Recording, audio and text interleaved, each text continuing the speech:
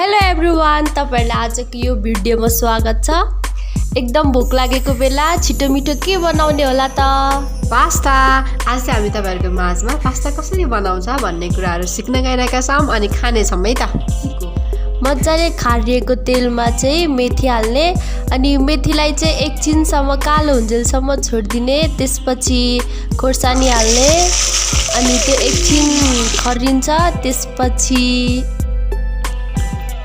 प्याज हाल्ने र त्यो हालेको प्याज नभुटुन्जेलसम्म चलाइरहने। त्यसपछि टमाटर हाल्ने। खै टमाटर आएन?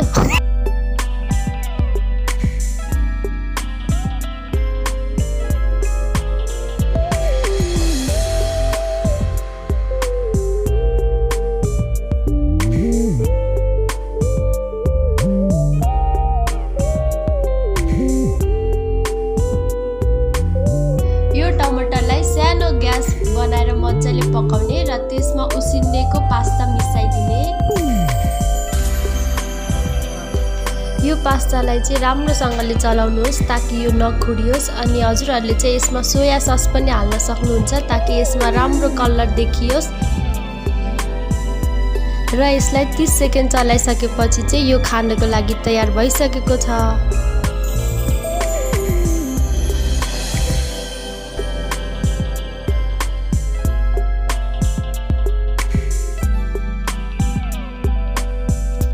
Pasta is now ready to serve.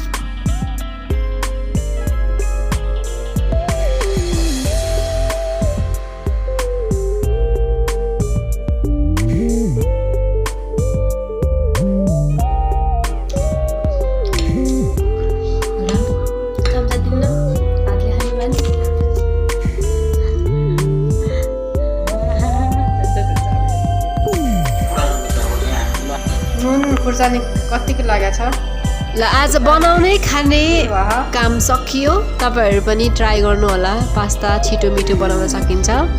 Till then stay safe, take care.